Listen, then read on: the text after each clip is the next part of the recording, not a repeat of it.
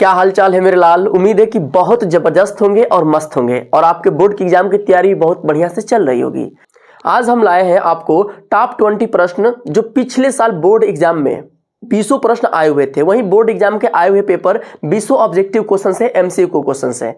अब इन प्रश्नों के सलूशन हम बड़े आसान से कुछ ही मिनट के अंदर देख लेंगे प्रत्येक प्रश्न को। बच्चे अब बड़े ध्यान से वीडियो को अंत तक बने रहेगा। 20 प्रश्न को एकदम आराम से पढ़ के जाइए। मुझे पूरा भरोसा है कि इसमें से 5 से 7 प्रश्न इन्हीं 20 में से इस साल भी प्रश्न रिपीट करेगा। होता क्या है मेरे बच्चे ना कि प्रत्येक साल बोर्ड के एग्जाम में कुछ प्रश्न फिक्स होते हैं जो उसी के आधारित प्रश्न आते रहते हैं। तो इसमें से भी 5-7 प्रश्न ऐसे फिक्स हैं जो आपको इस साल भी आएंगे। तो प्रश्न कौन कौन सा फिक्स है मैं उस पर स्टार बना के दिखा दूंगा। आप सारे इस वीडियो को अंत तक देखिए, सारे प्रश्नों को अंत तक देखिए। तो करते हैं शुरुआत। पहला प्रश्न हमसे क्या बोला है कि बहुपद 3x का स्क्वायर प्लस 5x प्लस 2 के शून्यांकों का योगफल क्या होगा। जो इनके शून्यांक होंगे इसका योगफल कितना होगा। तो मेरे बच्चे मेरे लाल, जब भी शून्यांक का योगफल पूछता है यानी कि अल्फा प्लस बीटा, आपको पता है कि बहुपद का 2 शून्यांक होता है, एक होता है अल्फा और दूसरा होता है बीटा। अब अल्फा प्लस बीटा यानी कि योगफल बोला है तो अल्फा प्लस बीटा की वैल्यू क्या होती है, माइनस के b अपान में a। ये हमारा सूत्र होता है। अब यहां से देखेंगे कि b और a क्या होगा। तो जो x के साथ में होता है वो a होता है, जो x के साथ में हो जाएगा वो b हो जाएगा। x स्क्वायर वाला a और x वाला b सिंगल हमारा c हो जाएगा। यानी कि हमारा b के जगह पे +5 हो जाएगा तो माइनस और b की वैल्यू +5 उतार लेंगे अपान में a का मान हमारा 3 हो जाएगा। यानी कि माइनस के 5/3 हमारा आंसर। इसमें ऑप्शन नंबर b है, ये हमारा b ऑप्शन सही हो जाएगा। क्लियर है। वैसे ही प्रश्न नंबर 2 देखते हैं। ये भी बहुत जानदार प्रश्न बोला हुआ है। बोल रहा है क्या कि 2x प्लस ay बराबर 1 तथा 3x माइनस 5y बराबर 7 का कोई हल नहीं हो यदि a की वैल्यू क्या होगा। यदि a का मान, यहाँ पे a छुटा हुआ बच्चे लिख लीजिएगा, यदि a का मान है, a का मान क्या रखें कि यहाँ पर जो दोनों समीकरण है इसके कोई हल नहीं बनेंगे। तो मेरे बच्चे जब भी कोई हल नहीं बने इसके लिए कंडीशन होता है कि a1 अपान में a2 बराबर b1 अपान में b2 not equal to c1 अपान में c2। ये बराबर हो या ना हो इससे कोई फर्क नहीं पड़ता है, ये बराबर नहीं होना चाहिए, लेकिन b1 और b2 का जो अनुपात होगा वो a1 और a2 के बराबर होना चाहिए। अब यहां से a1 और a2 कौन सा बनेगा तो समीकरण पहले उतार लेते हैं। अब देखिए जो x के साथ में होता है वो a बनता है, x के साथ वाला हमारा जो होगा वो a बनेगा और जो y के साथ होगा b बनेगा, सिंगल वाला c बनेगा। समीकरण नंबर 1 है तो इसके सामने a1 b1 c1 कर देंगे। ये समीकरण नंबर 2 है तो इसका जो x के साथ होगा वो a2 बनेगा, इसके y के साथ है b2 बनेगा और इसके सिंगल वाला जो होता है कांस्टेंट वो c2 बनता है। क्लियर है बच्चे। तो अब इन्हीं का भाग दे देंगे, a1 में a2 से भाग देंगे। a1 का मान 2 है और अपान में a2 का मान यहाँ पर कितना है तो 3 है, बराबर है तो बराबर b1 अपान में b2, b1 का मान हमारा a है अपान में b2 का मान कितना है माइनस के 5 है। अब इसी को हल कर देंगे। a की मान ज्ञात करने के लिए यहाँ पर क्रॉस मल्टीप्लाई करेंगे। 5 का 2 में गुणा होगा, 5 दूना के 10 माइनस उतर जाएगा और अपान में 3 ऐसे ही रहेगा। यानी कि a की वैल्यू हो जाएगी माइनस के 10/3। यानी कि इसका ऑप्शन नंबर सी हमारा सही हो जाएगा, माइनस के 10/3।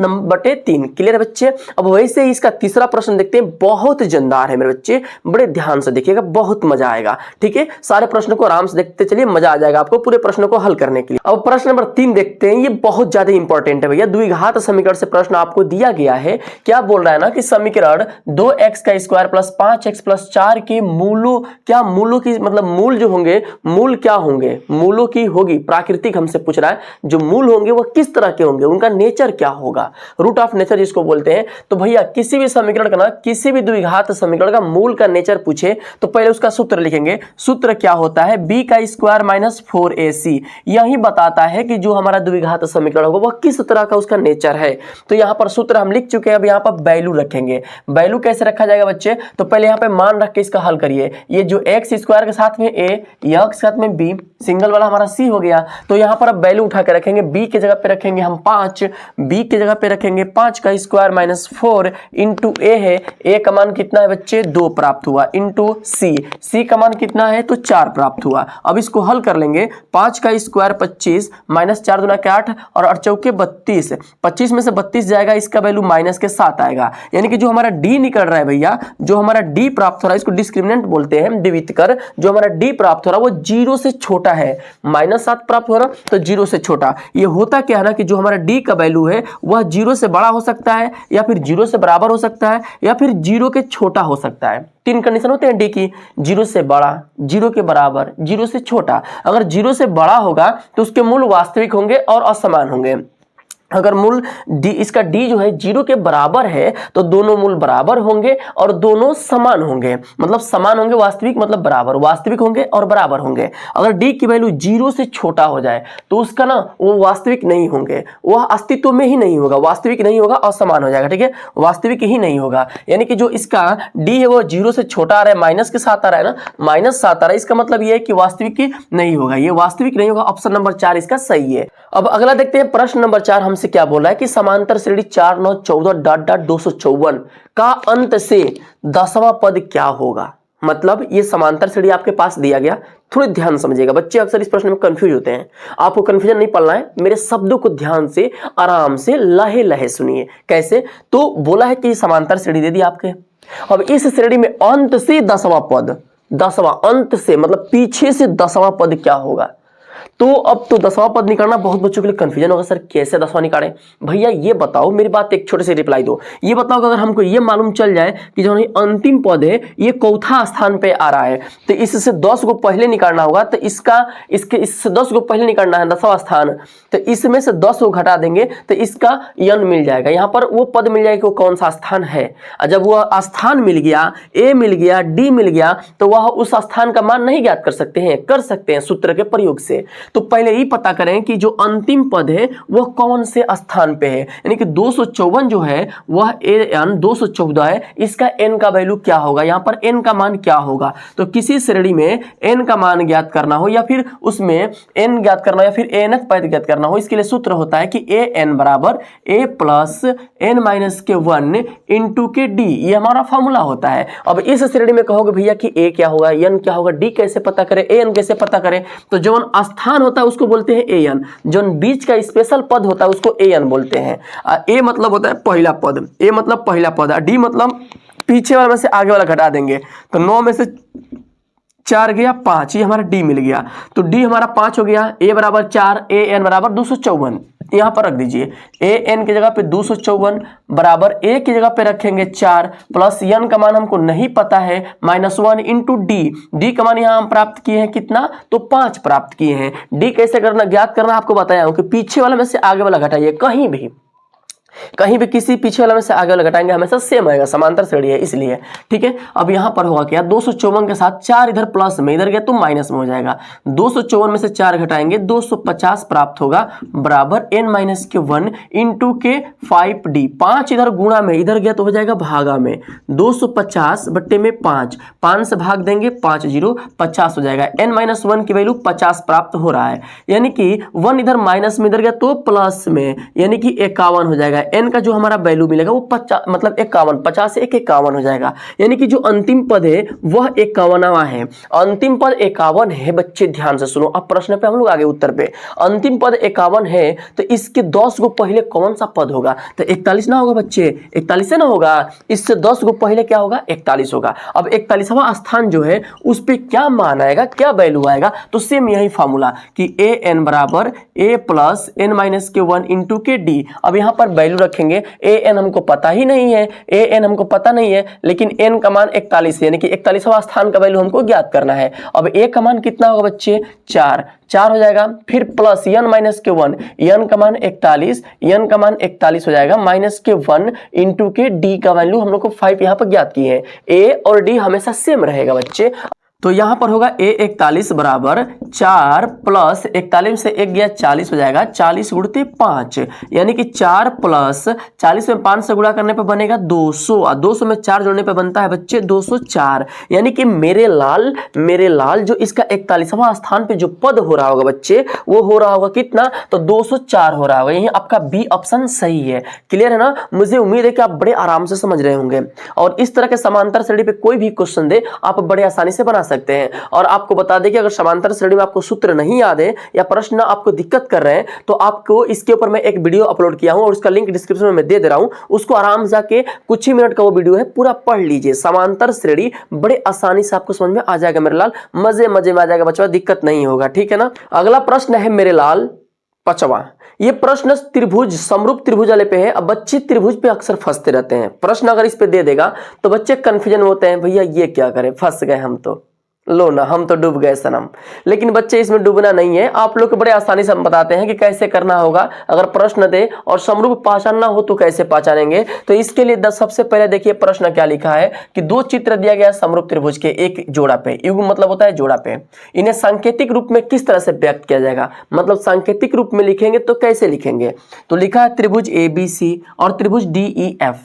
अब इसको सांकेतिक लिखने के लिए ना पहले मैच कराइए कि किसको घुमाएंगे तो एक संगे हो जाएगा। तो कोण को कोण के संगे घुमाते हैं और छोटी भुजा को छोटी भुजा के संगे, बड़की को बड़की के घुमाएंगे। अब घुमाने आपको नहीं आ रहा है तो टेंशन नहीं लेने का, क्योंकि आपके सामने हम हैं और आपके साथ हम हैं, तब तक टेंशन न लीजिए। मैथ में, वो भी मैथ में एकदम ना रत्ती भर भी ना। बचवा देखो बहुत महीना पढ़ के ना, साल भर पूरा पढ़ के जो टॉप करता है वो टॉपर होते हैं। लेकिन लिगेंड बच्चे क्या होते हैं ना कि जो बस एक महीना पेपर से एक महीना पहले पढ़ते हैं और बिल्कुल फोड़ फाड़ के रख देते हैं, ठीक है ना। तो आप लोग लिगेंड में हो, अगर आप लोग अभी तक कुछ नहीं पढ़े हो और अब से शुरू कर रहे हो तैयारी की, तो टेंशन ना लो। एक महीना में फोड़ दोगे बच्चे, ये समय अभी बहुत कम नहीं है, काफी समय है। एक महीना का टाइम काफी होता है, लेकिन एक महीना पूरी जी जान पूरी ताकत लगा के झोंक दो, आराम से बोर्ड आपका क्लियर हो जाएगा बढ़िया नंबर से। अब देखते हैं इसको कैसे करेंगे। तो सबसे पहले यहां पर सब में ABC किया गया है, ABC, आगे वाला में सब में ABC है। इसका मतलब A फिक्स है, फिर B, फिर C। B वाला बीच में लिया गया, जो कोण है कोण वाले को बीच में लिया जा रहा है। जो हमारा कोण है ना बच्चे, कोण को बीच में, तो इसमें कोण कौन सा बीच में है, D को, यानी कि D को इसमें जहां होगा वो बीच में ही D रह जाएगा। तीनों भुजा में से बीच वाला भुजा D बनेगा। अब इसके बाद आगे कौन कर रहा है, तो A, छोटी वाली भुजा के सामने वाला अंक आगे है, तो छोटी वाली 5 और 6 में से छोटा कौन है, E है। ये 5 छोटा है, इसके सामने की भुजा E है, यानी कि E से शुरू करेगा D पे जाएगा और F पे खत्म करेगा। तो EDF कहां है, ABC के संग है तो DEF है, गलती हो गया। हाई देखो EFD है, बीच में D होना चाहिए, यो गलत है। बीच में D कौन है, में तो ऑप्शन नहीं है, बीच में D है ना, है EDF, यानी कि ऑप्शन नंबर C आपका क्या हो जाएगा, सही हो जाएगा। अब वैसे ही बच्चे पूछ रहा है कि मूल बिंदु -3 और -4 का मूल बिंदु से दूरी ज्ञात करो। अब देखो किसी भी प्रश्न का मूल बिंदु से दूरी पूछता है ना, तो जो भी निर्देशांक दे कुछ नहीं करिएगा, उस निर्देशांक का स्क्वायर कर दीजिएगा दोनों का, चाहे माइनस में हो चाहे प्लस में, टेंशन मत लीजिए। माइनस में हो चाहे प्लस में, कुछ भी टेंशन नहीं है, उनका करते हैं स्क्वायर। 3 का स्क्वायर बनेगा 9 प्लस 4 का स्क्वायर 16, करड़ी में 16। अब 16 न मिलकर हो जाएगा 25, करड़ी में 25 का मान होता है 5, ठीक है बच्चे। प्लस माइनस 5 होता है, लेकिन प्लस का 5 लेंगे क्योंकि दूरी ज्ञात करना है, दूरी हमेशा धनात्मक होता है। अब +5 कहां रहा, तो ये माइनस गलत, ये भी माइनस गलत, ये रहा +5, पकड़ लिए बचवा, ये +5 सही है, ये भी हमारा गलत हो गया, ठीक है मेरे लाल, यानी कि आपका ऑप्शन नंबर C सही हो जाएगा। क्लियर है ना। अब अगला प्रश्न नंबर 7 देखते हैं भैया। ये त्रिकोणमिति का एकदम बेसिक प्रश्न है, एकदम आसान प्रश्न है, लेकिन बच्चे इसमें भी फंस जाते हैं। लेकिन अब आपको फंसने की जरूरत नहीं पड़ेगी, क्योंकि मैं लाया हूं आपको एक बेहतरीन ट्रिक, जिसे बोलते हैं लाल बट्टे काका के बेस पे करना त्रिकोणमिति के अनुपात को। अब बोल रहा है क्या प्रश्न बच्चे, यदि cot A बराबर 3/4 हो तो sec A का मान ज्ञात करो। बहुत जानदार प्रश्न और बहुत आसान प्रश्न, ठीक है मेरे लाल। आप लोग तो इसको फूक मार के उड़ा दोगे मेरे भैया, इतना आसान है। अगर नहीं उड़ा पा रहे हो तो मेरा कंसेप्ट सीख लो, सीखने के बाद फूक मार के नहीं, ऐसे थुप के उड़ा दोगे। देखो कैसे, यदि बोल रहा है cot A बराबर 3/4 तो sec A का मान क्या होगा। सबसे पहले cot A बराबर लिखा है, cot A बराबर 3/4 है। ये बताइए cot का सूत्र क्या होता है, cot का जो हमारा त्रिकोणमितीय अनुपात होता है वो किस तरह से होता है। त्रिभुज के लिए मानो कि हमारा पास समकोण त्रिभुज है, तो इसमें लंब कोण आधार के अनुसार कौन सा क्या बनेगा, इसको थोड़ा ध्यान समझ लो, इसको थोड़ा ध्यान समझ लो, कंसेप्ट ध्यान समझ लो भैया। देखो प्रश्न थोड़ा लंबा जाएगा, लेकिन कंसेप्ट साथ में सीखते चलोगे। अगर आप डायरेक्ट आंसर देखोगे, ऑप्शन देखोगे, तो भैया वो तो मजा नहीं आएगा। आप इसको वीडियो को 2x में करके तब देख लो। नहीं तो आप कंसेप्ट सीखना चाहते हो तो भैया एक एक प्रश्न में सारे कंसेप्ट को मैं क्लियर करता चलूंगा। आपको बोला है कि यहां पर एक त्रिभुज, यहां पर लेना पड़ेगा एक समकोण त्रिभुज। समकोण त्रिभुज लेकर के इसमें इसको A मानेंगे, इसको B मानेंगे, इसको C मान लेंगे। अब बोला है कि cot A बराबर 3/4। मेरे भैया मेरे भैया मेरे भैया ये देखिए ना, cot का सूत्र क्या होता है, तो cot बराबर आधार बट्टे के लंब। ये एक सूत्र होता है अनुपात प्राप्त करने के लिए, लाल बट्टे में कक्का। ये लाल बट्टे कक्का क्या बताते हैं, तो लंब बटा में आधार। अगर ऊपर से नीचे आएंगे तो ये साइन cos tan का मान प्राप्त होगा, और नीचे से ऊपर जाएंगे तो cot sec cosec का मान प्राप्त होगा। ये कैसे, तो साइन प्राप्त करना हो तो लंब बटा कर्ण कर दीजिएगा, cos प्राप्त करना हो तो cos के लिए आधार बटे कर्ण, और वैसे tan प्राप्त करना हो तो लंब बटा के आधार, और cot प्राप्त करना हो तो cot के लिए अब नीचे से ऊपर जाएंगे, नीचे से ऊपर चढ़ेगी गाड़ी, आधार बटा में लंब। यहाँ काट काट दिया ना तो काट का मान कितना हो जाएगा, आधार बटा में लंब, आधार बटे में लंब का मान 3/4 है, यानी आधार का मान 3 और लंब का मान 4। तो ये हमारा कोण हियामा है, तो इसके अनुसार ये हमारा लंब बनेगा और ये बनेगा आधार। तो लंब का मान हमारा कितना है 4, आधार का मान 3। कर्ण कितना होगा, तो यहाँ पर समकोण त्रिभुज है, समकोण त्रिभुज में आधार पता है, लंब पता है, कर्ण पता करना है, तो दोनों का वर्ग करके जोड़ दीजिएगा। तो 4 का वर्ग 16 और 3 का वर्ग 4 का वर्ग प्लस 3 का वर्ग करके जोड़ देंगे, करड़ी में कर देंगे। तो 4 चौके 16, 3 तिली के 9, 16 9 मिलकर होता है 25, यानी करड़ी में 25 का मान कितना होगा भैया 5 हो जाएगा, यानी इसका कर्ण का वैल्यू 5 हो गया। अब हमसे पूछ क्या रहा है भैया, सेक a का मान पूछ रहा है। अब यहाँ देख लो बच्चा, सेक a बराबर क्या होता है, सेक a का सूत्र क्या होता है, तो कर्ण बटा में आधार, कर्ण बटा में आधार। सेक a का वैल्यू हमारा बनेगा 5/3, यानी कि आपका ऑप्शन नंबर जो होगा वो ऑप्शन नंबर कौन सा होगा, तो ये 4/3 आपका गलत है, 5/4 गलत है और ये 3/5 भी गलत है, 5/3 हमारा डी ऑप्शन सही हो जाएगा। क्लियर है मेरे भैया, ये ऑप्शन डी आपका सही हो जाएगा। अब वैसे ही प्रश्न नंबर 8वां क्या बोल रहा है, थोड़ा सा प्रश्नों को समझिएगा, इसमें थोड़ा सा गोजा गोजी हो गया है, लेकिन समझो भैया आप लोग प्रश्न मतलब है गोजा गोजी से क्या मतलब है, प्रश्न साफ दिख रहा है ना, आराम से देखिए।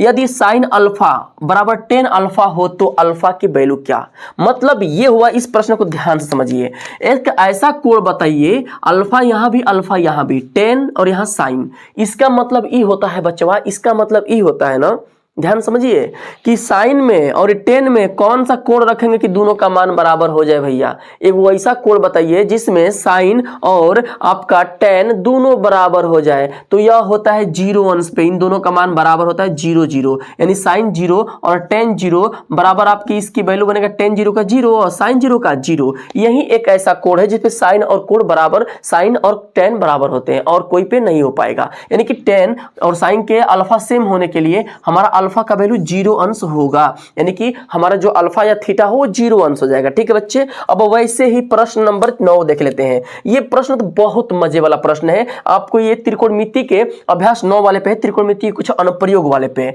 ये होता क्या है ना, जैसे बिल्डिंग की हाइट ज्ञात करने के लिए करते हैं, उसी में ये भी आ गया है कि एगो छड़ है, ध्यान समझिए कि एगो छड़ रखा गया है, थोड़ा ध्यान समझिए कि एगो छड़ है और छड़ का ना, छड़ की लंबाई और उसकी छाया की लंबाई का अनुपात दिया गया है 1/3, तो सूर्य का उन्नयन कोण क्या होगा। जब भी इस तरह से प्रश्न पूछे ना, एकदम सिंपल सा इसका ट्रिक होता है कि जब भी इस तरह से प्रश्न पूछे, इसको ना आप 10 अल्फा पे कर सकते हैं, 10 अल्फा लिखा के इसको निकाल सकते हैं 10 थीटा वाले पे। लेकिन आपको थोड़ा बेसिक भी हम बता देते हैं कि एगो मानो कि यहाँ जमीन है, आए पर छड़ रखा गया और सूर्य भगवान है कहीं खड़ा है, ऊपर है, और ऊपर से सूर्य भगवान परछाई नहीं मारेंगे, सूर्य भगवान नीचे से थोड़ी लाइट मारेंगे ऊपर। आप ऐसा थोड़े है कि सूर्य भगवान नीचे छुपे रहेंगे आपको ऊपर लाइट मार देंगे, ऐसा नहीं होगा। सूर्य भगवान हमारे कहीं ऊपर रहेंगे और ऊपर से कहीं से ऐसे सूर्य भगवान ऊपर है और प्रकाश एने से बिखेर रहे हैं, प्रकाश की तरह बिखरेंगे तो एने परछाई बन जाएगा, हेने डंडा ढक लेगा सब प्रकाश, हेने ढक लेगा ना, तो ढका हुआ हेने परछाइयां से, हेने ढका हुआ से प्रकाश हेने नहीं आएगा तो बनेगा परछाई, अब परछाई हेने बन जाएगा। बच्चा ध्यान समझिएगा, हेने सूर्य भगवान का प्रकाश नहीं आएगा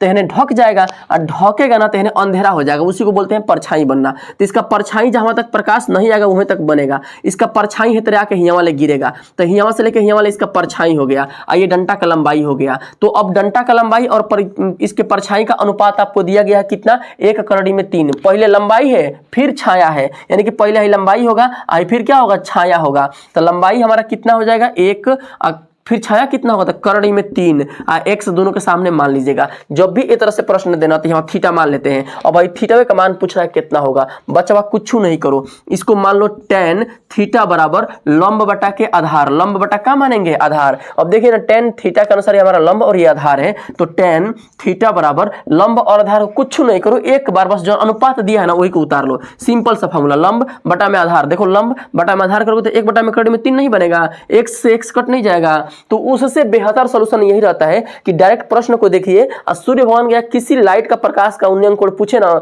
तो उन दोनों को उतार लीजिए, अनुपात को उतार लीजिएगा, अनुपात जौन भी दे उसी अनुपात को उतार लीजिएगा और वहां पे लिख दीजिएगा tan थीटा। क्या लिख दीजिएगा, tan थीटा। अगर अवनमन कोण रहेगा तो cot थीटा लगाइएगा, उन्नयन रहेगा तो tan थीटा लगा करके हल कर देंगे। अब ये बताइए ना, अभी बताइए 10 में कितने अंश पे 1/3 होता है, 10 में कितना अंश का मान 1/3 होता है, तो tan 30 का मान जो होता है 1/3 होता है मेरे बच्चा, यानी कि जो थीटा होगा वो 30 अंश हो जाएगा, यानी जो सूर्य का उन्नयन कोण बनेगा मेरे भैया वो 30 अंश हो रहा होगा। क्लियर है ना।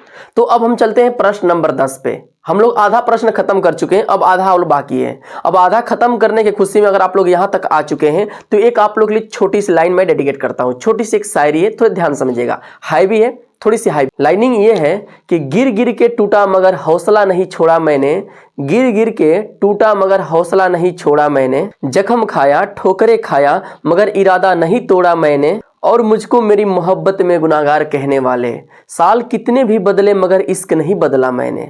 तो अब चलते हैं प्रश्न नंबर 10 शुरू करते हैं मेरे बच्चे, देखना ध्यान से, मजे मजे में मजा आएगा, चुटकियों में उड़ाते हैं। बोल क्या रहा है कि एक वृत्त के व्यास के सिरों पर खींची गई समांतर स्पर्श रेखाओं की संख्या कितनी होती है। बोल रहा है, बड़े आसान और जानदार प्रश्न है कि एक वृत्त आपके सामने दे दिया गया, ठीक है, एक वृत्त अगर आपको दे दिया जाए और उस वृत्त में बोला जाए कि कोई भी एक व्यास हो, व्यास मतलब केंद्र से होकर जा रही हो, अब उस व्यास के सिरों पर खींची गई समांतर स्पर्श रेखा, अब इस सिरे पे एगो समांतर इधर खींच सकते हैं स्पर्श रेखा और इधर खींच सकते हैं, तो इस तरह से दो रेखाएं हम खींच सकते हैं। जो हमारी रेखा समांतर होगी वह दो रेखा हम खींच सकते हैं, यानी कि ऑप्शन नंबर सी हमारा क्या होगा बच्चे, सही हो जाएगा। इस पे दो समांतर रेखाएं खींची जा सकती हैं। अब वैसे ही अगला प्रश्न नंबर देखते हैं, बहुत ज्यादा इंपॉर्टेंट है, वृत्त के संबंधित क्षेत्रफल वाले से आपको क्वेश्चन दिया गया है कि 12 सेंटीमीटर वाले वृत्त पे 60 अंश का कोण अंतरित होता है केंद्र पे, तो त्रिज्या खंड का क्षेत्रफल। बहुत जानदार, चुटकियों में आंसर देखो कैसे। बोल रहा है कि एक वृत्त खंड है, एक वृत्त है,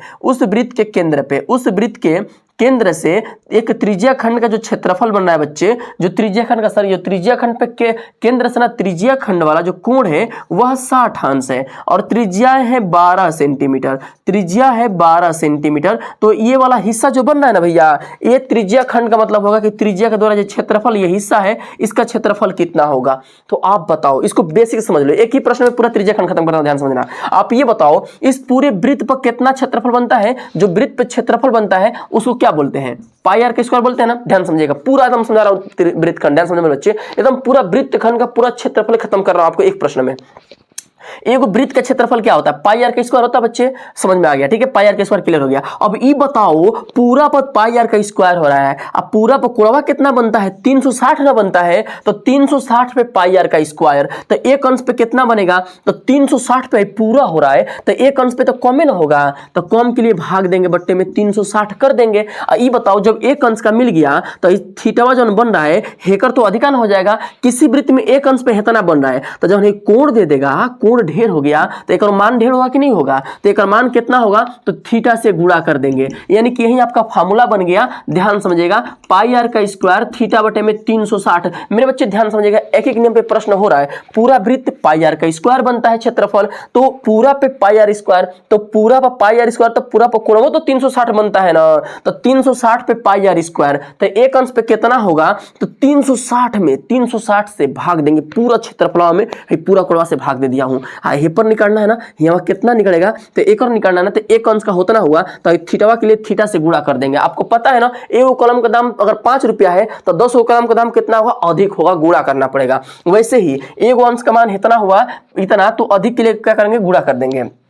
अब यहाँ वैल्यू रखेंगे, पाई का मान पाई रखिएगा, आर का मान 12 दिया है, 12 का स्क्वायर इंटू थीटा का मान कितना बचवा, यहाँ कोण कितना दिया है 60 बटा में 360 बटे में 360, 0 से 0 रेल दो, 6 से 6 के 36, 6 दूना के 12, यानी कि क्या बनेगा, 12 दूना के 24 पाई सेंटीमीटर का स्क्वायर, यानी 24 पाई सेंटीमीटर का स्क्वायर। कौन ऑप्शन दे रहा बचवा, है सी ऑप्शन आपका सही, क्लियर है ना। अब देखते हैं अगला प्रश्न, आप लोगों ने मार दिया, बिल्कुल सही तीर मारा मेरे बच्चे, मेरे लाल, ऑप्शन नंबर सी। जिनका आ रहा था ना, जिनका ऑप्शन पहले से सी आ रहा था, उन्होंने जस्ट अभी कमेंट करके बताओ, मुझे देखता हूं किंग का ऑप्शन नंबर सी पहले से मैच कर रहा था, ठीक है, मेरे हल कराने से पहले। अब देखते हैं इसका अगला प्रश्न नंबर, बहुत जानदार, धांसू हल करने में मजा आ जाएगा। यदि एक गोले का व्यास डी है तो उसका आयतन क्या होगा। भैया बड़ा आसान प्रश्न है, एकदम सूत्र उठा कर दे दिया है, बोला है ना कि वो गोला है, अब गोला का आयतन आपको दे दिया है डी, इसका आयतन पूछ रहा, व्यास दिया है डी, तो सबको पता है गोला का आयतन का सूत्र लिखेंगे 4/3 पाई आर का क्यू, ये आर का क्यू हो गया, लेकिन हमको इसमें आर तो नहीं दिया है डी। अब डी के लिए क्या करेंगे भैया, यहां पर आर हटाएंगे, आर की जगह पे डी लगाएंगे, और सबको पता है ना कि डी बराबर होता है 2r, यानी कि आर बराबर क्या हो जाएगा, तो डी बटा में 2 बराबर आर हो जाएगा, यानी कि जहां पे आर होगा आर हट जाएगा, डी बटा में 2 लग जाएगा, यानी कि त्रिज्या ज्ञात करने के लिए व्यास में 2 से भाग देंगे, त्रिज्या प्राप्त होता है। तो यहां पर क्या करेंगे, 4/3 पाई, आर की जगह पे बचा हुआ 2, डी बटा में 2 का क्यूब क्यू करिएगा 4/3 पाई इंटू डी का क्यू अपान में आर का 2 का क्यू कितना, 2 दूना के 4, 4 दूना के 8 बनता है। ठीक है भैया, 2 से कटाएंगे 4 दूना के 8, 2 तिहाई 6 बन जाएगा। यानी कि आपका बनेगा क्या, पाई डी का क्यू बटे में 6। अब देखिए वाला ऑप्शन किस में मैच कर रहा है, पाई डी का क्यू बटे में 6। ये ऑप्शन नंबर पहला आपका सही है बचवा, पहला ऑप्शन मार दीजिएगा, रंग दीजिएगा, सही हो जाएगा। अब दूसरा प्रश्न देख रहे हैं क्या बोल रहा है कि आर त्रिज्या वाले एक ठोस अर्धगोले का पृष्ठीय क्षेत्रफल क्या होगा। मजेदार प्रश्न है बच्चा, देख लो कैसे बोला है ना कि वो अर्धगोला है। ये बताइए कि अर्धगोला हमारा हे तरह से बनेगा, इसका अपना त्रिज्या हो जाएगा, इसका पूरा जब वो पूरा वक्र पृष्ठ बोलता है तो 4 पाई आर का स्क्वायर होता है, आधा बोलेगा तो आधा हो जाएगा 2 पाई आर का स्क्वायर। ये बताइए जैसे मानिए अपना कुछ एग्जाम्पल हमको नहीं दिख रहा है ना, दिखा देते हैं आपको, लीजिए दिखा देता हूँ, लीजिए एगो एग्जांपल लेके, छोटा सा दिख रहा होगा शायद आपको। देखिए यहाँ पर ढक्कन है, ये मान लीजिए कि गोला है नहीं, लेकिन मान लीजिए गोल है। ठीक है बच्चे, अब देखिए ये बोलता है अर्धगोला। अब अर्धगोला का वक्र पृष्ठ और संपूर्ण पृष्ठ कैसे समझेगा। अगर मैं बोलूँ कि इसका वक्र पृष्ठ क्या है तो इसको घुमा के देखिए, जितना आपको चमकता हुआ दिख रहा है ना, अरे बच के भैया, भगो मत, तुमको रुक छोड़ देंगे। देखो ये जितना आपको दिख रहा है ना स्टील वाला प्लेट, जितना स्टील चमकता हुआ दिख रहा है, ये जितना दिख रहा है ये हमारा इसका बन जाएगा वक्र पृष्ठ। और संपूर्ण पृष्ठ क्या होता है, तो अगर एकरा ऊपरों हम ऐसे ही चमकता हुआ छोटी छोटी कटोरी लेकर ढक दें प्लेट लगा के, तो हेनी चमकेगा कि नहीं चमकेगा, चमकेगा। तो हेनिया वाला पृष्ठ हई जो चिकन दिख रहा है, करिया हमारी तरह, हमारे शकल की तरह, इसको जोड़ देंगे ना तो ये बन जाएगा का, इसका बन जाएगा संपूर्ण पृष्ठ। ठीक है बच्चा, संपूर्ण पृष्ठ बन जाएगा। हेकर मान पता है कितना होता है, इस समन्वय से क्या दिख रहा है आपको, दिख रहा है वृत्त दिख रहा है ना, अब वृत्त का क्षेत्रफल होता है पाई आर का स्क्वायर, हेन्ने आधा का 2 पाई आर का स्क्वायर। यानी कि बनेगा क्या मेरे बच्चे, बनेगा क्या यहाँ पर, हेने का 2 पाई आर का स्क्वायर है, ऊपर वाला जो क्षेत्रफल बनेगा ये बनेगा पाई आर का स्क्वायर, और 2 गो एगो मिलकर को होगा 3 पाई आर का स्क्वायर। 3 पाई कौन दिख रहा है बच्चा, देखो ये 3 पाई आर स्क्वायर। आपका ऑप्शन नंबर सी सही है। क्लियर है ना भैया। अगला प्रश्न नंबर 14 जो है वह सांख्यिकी बेसिक प्रश्न है। देखो क्या बोलता है आपसे कि वर्ग अंतराल 0 से 5, 5 से 10, 10 से 15, 20 से 15 से 20, 20 से 25 दिया हुआ है। अब इसका बराबरता भी कुछ हमको दे दिया गया है। अब इस सारणी का माध्यिका वर्ग क्या होगा, मतलब जो इधर वर्ग अंतराल है इसी का माध्यिका वर्ग कौन सा होगा, जो माध्यिका वर्ग है। तो सबसे पहले इसका निकालते हैं संचयी बराबरता। ये संचयी बराबरता क्या होता है कि जो भी कुछ बराबरता है ना सबको जोड़िए। 4 है तो यहाँ 4 के ऊपर कुछ नहीं ना, 4 उतर जाएगा। अब यहाँ 6 है तो 6 के लाइन में क्या भरेंगे, तो हेकरा ऊपर जौन है सबको जोड़ लीजिए, 6 4 10। अब हमें क्या भरा जाएगा, तो इस लाइन के ऊपर जितनी संख्या सबको जोड़िए, 6 4 10 5 15। आपको बताइए वो शॉर्टकट ही सबको ऐसा, हेकरा ऊपर सब देखिए 8 के हेकरा 8 में जोड़ना है ना, हेकरा ऊपर सबको जोड़ना है ना, सबको मत जोड़िए। ये बताइए तीनों को जोड़ कैसे लिखे है ना, तो हेकर में डायरेक्ट हेकर जोड़ देंगे तो नहीं मिल जाएगा है सबका योगफल, तो इसको इसमें जोड़ देते हैं। अब 15 8 मिलकर कितना होता है 23। अब यहाँ क्या भरेंगे, 23 2 मिलकर हो जाएगा 25। यानी कि टोटल आपका संचयी बराबरता, इसको कम्युलेटिव फ्रीक्वेंसी बोलते हैं CF, इसकी वैल्यू हमारा मिल गया है 25। अब 25 मिल गया ना, तो आप सोचिए कि इसमें किसका आधे से अधिक वैल्यू किसमें हो रहा है, इसका आधा से अधिक करिए। 25 में आप 2 से भाग देंगे 12.5। अब सोचिए आधे से अधिक किसमें हो रहा है, इसमें किसकी वैल्यू आधे से अधिक है, कौन सा संचयी बराबरता, तो ये है 15 वाला। 15 वाला ही हमारा आधा से अधिक हो रहा है मेरे बच्चे। यानी कि इसका जो संचयी बराबरता बनेगा वो 10 से 15 बनेगा। यही लाइन हमारा हो जाएगा आंसर, यानी कि 10 से 15 आपका हो जाएगा। इसका ऑप्शन तो हम लिखबे नहीं किए हैं, इसका ऑप्शन नहीं लिखे, चलिए भूल गए। इसका ऑप्शन जो 10 से 15 देगा ना, ऐसे ऑप्शन देगा तो उसमें से कोई ऑप्शन देगा, 0 से 5 देगा, 10 से 15, 15 से 20 देगा, तो 10 से 15 ऑप्शन नंबर आप मार दीजिएगा। क्लियर रहना चाहिए जिस स्थान पे दे रहा होगा, इसके ऑप्शन नहीं लिख पाए हैं। अगला प्रश्न नंबर 15 बहुत ज्यादा इंपॉर्टेंट है भैया, इसको आप स्टार बना सकते हो, इसको स्टार बना सकते हो। संभावना है कि इस तरह का प्रश्न आपको इस बार भी दे दे। बोल क्या रहा ना कि किसी बराबरता सारणी के माध्य और माध्यिका का जो संबंध है वो क्रमशः 27 और 29 है, तो इसका बहुलक क्या होगा। ये भी सांख्यिकी से सबसे इंपॉर्टेंट प्रश्न है बचवा।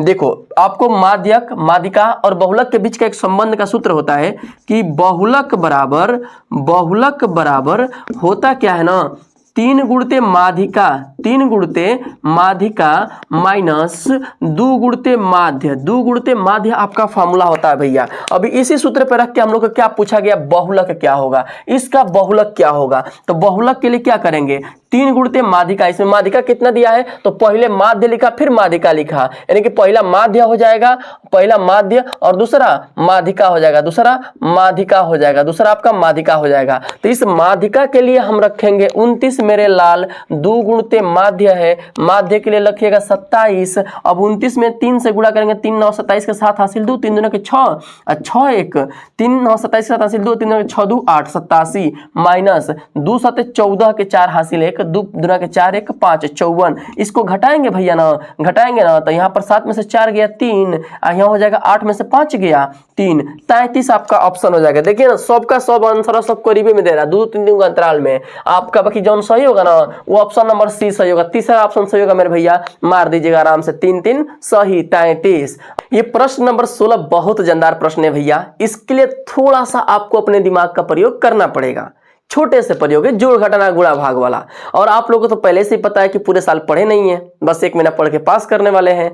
तो बच्चे मुझे पता है 1 महीना वाले हैं आप, तो टेंशन ना लीजिए। आप लोग 1 महीना जब पढ़ना बैठेंगे ना, साल भर घूमे हैं, तो बहुत लोगों को जलन होगा कि भैया 1 महीना पढ़ के पेपर पास करेगा, तो कह देना कि हम भी भैया दूसरे किस्म का आदमी हैं। हम तुम अपना जलने वाला काम बरकरार रखो, हम अपना जलवा बरकरार रखेंगे। 1 महीना में पढ़ के पेपर पास करेंगे, देखना हमारा जलवा। ऐसा बोल के दिखा दो जो जल रहे हैं उनको, ठीक है। और देखो इसको कैसे बनाएंगे ना आसानी से। देखो सबसे पहले आपको जो भी प्रश्न दे इस सांख्यिकी वाला पे भैया, तो इसमें वर्ग अंतराल आपको देगा ना, वर्ग अंतराल को जोड़ के 2 से भाग दे दीजिएगा, इसका मिलेगा वर्ग चिन्ह। इन दोनों को जोड़ेंगे, 2 से भाग देंगे, 0 में 10 जोड़ेंगे 10, 10 में 2 से भाग देंगे 5।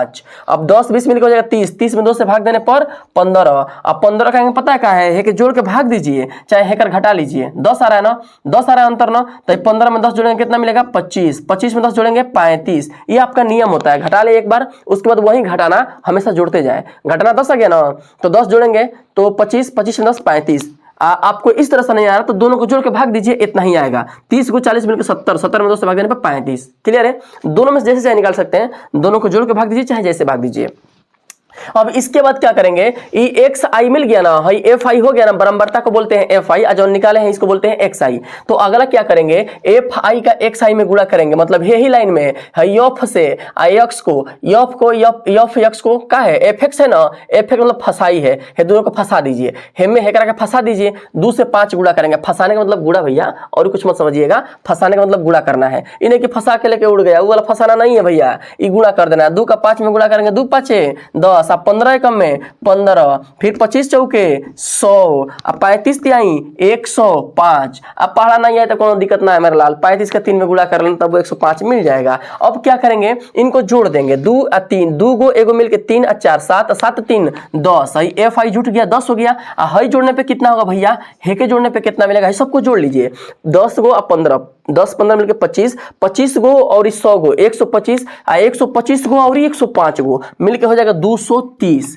230 में 10 से भाग दे दीजिए। इसका सूत्र क्या बनता है भैया, थोड़ा देख लीजिए। माध्य का सूत्र क्या होता है, माध्य का सूत्र जो बनता है ना, x bar equal to sigma f i into x i upon में सिग्मा एफ आई। अब देखो मेरे लाल, सिग्मा एफ आई है ना, सिग्मा एफ आई का मान कितना निकाले हैं 230। सिग्मा का मतलब होता है जोड़ना, किसको जोड़ना है, तो एफ आई एक्स आई को, एफ आई एक्स आई को जोड़ना है। 230 इसकी वैल्यू हो जाएगा, 230 अपान में sigma f I. F I का मान मतलब है फ्रीक्वेंसी को जोड़ दीजिएगा, बराबरता को एफ आई हो जाएगा सिग्मा बटे में 10, 0 से 0 रेल दीजिए, कितना बचा है 23। ऑप्शन नंबर बी आपका क्लियर, सही है ना बच्चे, क्लियर है। अब देखते हैं अगला प्रश्न, बहुत जानदार है, मजा आ जाएगा। मुझे उम्मीद है कि आप लोग को समझ के बड़ा मजा आ रहा होगा। हाँ लेकिन मेरी बात ध्यान रखना, जो बचाव अब तक पढ़ लिया है ना, श्योर है कि इसमें 4 से 5 प्रश्न श्योर है कि आएगा ही आएगा। बहुत करेगा तो अंक चेंज कर देगा, लेकिन प्रश्न इसी बेस पे 4-5 को इस बार भी देगा ही देगा, ये मेरी गारंटी है। प्रश्न नंबर 17 भैया प्रायिकता पे दिया हुआ है, ये बहुत भी आसान प्रश्न है। देखिए क्या बोल रहा है कि एक अधिवर्ष में 300 जो हमारा 53 सोमवार होने की क्या प्रायिकता है, क्या संभावना है कि 53 सोमवार होगा एक अधिवर्ष में। ठीक है बच्चे, साधारण वर्ष की बातें की जा रही है और सबको पता है ना इसका प्रायिकता कैसे निकालोगे। तो सबसे पहले समझो कि कितना वर्ष सोमवार को होगा एगो अधिवर्ष में। अधिवर्ष 365 दिन का होगा, इसमें को सोमवार होगा, तो सबको पता है कि एक का सप्ताह 7 दिन का होता है, तो ये 365 दिन में को सप्ताह होगा, एगो सप्ताह में एगो सोमवार आता है ना, तो 7 से भाग दीजिएगा। 7 पचे 35, 7 पचे 35, 1 बच गया 15, 7 दूना के 14, एक शेषफल बच रहा है, एक शेषफल बच रहा है। तो हो सकता है कि सोमवार का दिन आ जाए, संभावना ऐसी है। ठीक है, ये हो सकता है। और जो हमारा सप्ताह बनेगा वो 52 बनेगा। ठीक है बच्चे, 52 सप्ताह बन रहा है। दिन कितना बच रहा है, तो सबको पता है कि एगो दिन निकल गया है, 365 में से एक दिन निकल जाएगा तो हो जाएगा 364 दिन। अब 52 में 364 से भाग देंगे तो 52 एकम में 52, 52 साथे हो जाएगा हमारा 364, 7 बार में कटेगा, यानी कि 1/7 आपका डी ऑप्शन सही है बच्चवा। डी मार दो बिना देखे एकदम खड़क खड़क। अब देखो अगला बोला कि 2 मित्रों का जन्मदिन 2020 में हुआ था। दो दोस्त हैं, ये भी प्रायिकता वाला है। दो मित्र हैं, दोनों का जन्मदिन 2020 में हुआ, दोनों अभी हाल ही में पैदा हुआ, 4 साल पहले, 5 साल, ठीक है। तो प्रायिकता ज्ञात कीजिए कि दोनों का जन्मदिन एक ही हो। क्या संभावना है मेरे बच्चे कि दोनों का जो जन्मदिन बनेगा वह एक ही बनेगा, इसकी क्या प्रायिकता है। 2020 जो है वह कितने दिन का होगा, पहले ये देख लेते हैं। 2020 ये लीप ईयर है कि साधारण वर्ष है, तो 4 से भाग दीजिए, 4 5 20, 4 5 20, यानी 5 बार में मतलब कि पूरा 4 से कट जा रहा है। जो संख्या 4 से कटती है जो वर्ष, वो लीप वर्ष होती है। यानी कि जो हमारा 2020 होगा ये 366 दिन का होगा। ये तो क्लियर है, ये तो क्लियर है भैया कि 366 दिन का हो गया। और दोनों 2020 में पैदा हुआ है, अभी तो नहीं पता है ना कौन सेम है कि अलग अलग है, तो दोनों का 2 दिन मान लेते हैं। तो एगो यानी कि ऊपर 2 संख्या। प्रायिकता ज्ञात करना होता है ना, तो जिसको पूछता है उसको ऊपर बटे में कुल संख्या। तो 2 पैदा हुआ है, 2 दिन होगा तो ऊपर 2 कर देंगे, और 365 दिन का दिन है तो बटे में 365 कर देंगे भैया। तो 2 बटा में 366, तो 2 बटा में 366, ऑप्शन नंबर डी आपका सही हो जाएगा। क्लियर है ना। अब देखते हैं अगला प्रश्न नंबर, अब करीब आ गए हम लोग, लास्ट वाला प्रश्न करीब पहुंच चुके हैं 19 और 20 के। जो बच्चे अपने लक्ष्य से या अपने मार्ग से भटक गए हैं उनके लिए एक छोटी सी लाइन है बच्चे, थोड़ा ध्यान से सुनिएगा, बड़े हार्ट टचिंग लाइन है कि अपने मंजिल को भुला के जिया तो क्या जिया, है दम तो उसे पा के दिखा। अपने मंजिल को भुला के जिया तो क्या जिया, है दम तो उसे पा के दिखा। और लिख दे अपने खून से अपने कामयाबी की कहानी, और बोल उस किस्मत को है दम तो मिटा के दिखा।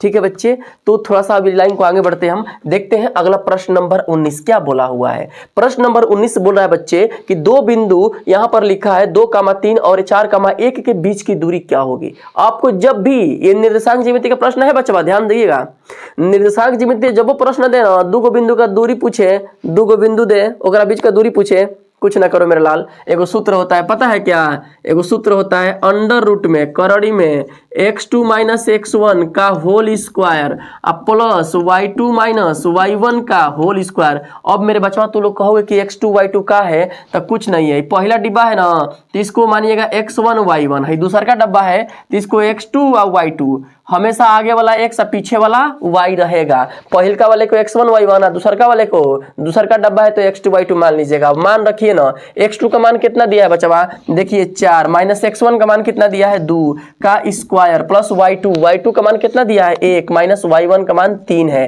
का स्क्वायर करेंगे, करड़ी में इसको बंद कर लीजिएगा बच्चा। अब 4 में से 2 गया, 2 का स्क्वायर प्लस 1 में से 3 जाएगा, माइनस के 2 का स्क्वायर, करड़ी बंद। अब 2 का स्क्वायर 4 प्लस माइनस 2 का स्क्वायर प्लस होता है, ध्यान दीजिएगा, तो प्लस के 4 हो जाएगा, 4 4 मिलके करड़ी में 8 हो जाएगा। करड़ी में 8 का मान पता है कितना होता है, देख लीजिए, नहीं पता है तो करड़ी में 8 को हम लिख सकते हैं 2 गुणते 4 लिख सकते हैं ना, और 4 का वर्गमूल 2 होता है, 2 का वर्गमूल नहीं निकल छूट जाएगा ऐसे ही, यानी कि 2 करड़ी में 2 आपका ऑप्शन नंबर सी सही हो गया भैया। देख रहे हैं ना, ऑप्शन नंबर 3 आपका मैच कर गया। वैसे ही अगला 20वां प्रश्न एकदम आसान है, एक लाइन का प्रश्न है भैया, एकदम मजे मजे में फुक मार के उड़ाने वाला प्रश्न है। क्या बोला कि निम्नलिखित में से अपर में संख्या छाटो, कौन अपर में है। पर में क्या होता है पहले ये समझो, बाद में अपर में समझना। पर में मतलब जो ना कि p/q के रूप में लिख सकते हैं, और जो करड़ी में न हो सके ऐसा संख्या जो करड़ी में और मतलब कि अभाज्य संख्या ना हो सके। तो देखो करड़ी में हमारा ये जो संख्या दिया है करड़ी में तो है, लेकिन इसका वर्गमूल हम निकाल सकते हैं। 25 का वर्गमूल 5 होता है, प्लस माइनस। अब 5 बटे में 1 करोगे पर में हो जाएगा, 81 का मान 9 प्लस माइनस, 9 बटा में 1 करोगे तो p/q के रूप में हो जाएगा, पर में है। 5/3 तो p/q है, पर में है। लेकिन ये वाला जो ऑप्शन नंबर 4 है, ये वाला भैया यही पकड़ा गया, ये अपर में है। कहाँ है, करड़ी में जो 2 है इसका वर्गमूल निकाल पाओगे, नहीं निकलेगा, ये अपर में है। यही ऑप्शन नंबर डी आपका क्या हो जाएगा, सही हो जाएगा। तो अब आप देख लिए हैं कि 2024 का जो प्रश्न था उसका ऑब्जेक्टिव 20 प्रश्न का सलूशन मैं करा दिया हूं पूरे विस्तार के साथ मेरे बच्चे। अब इसको अच्छे से एक बार अध्ययन कर लीजिएगा, मुझे पूरा भरोसा है कि इसमें से 4 से 5 प्रश्न फंसेंगे ही फंसेंगे, 5 से तो ऊपर फंसेंगे मांग के चलिए। ठीक है बच्चे, अब देखेंगे अगला टॉपिक पे, अब जल्दी मिलेंगे अगले वीडियो में आपको। तब तक के लिए यहाँ के लिए धन्यवाद, मिलते हैं अगले वीडियो।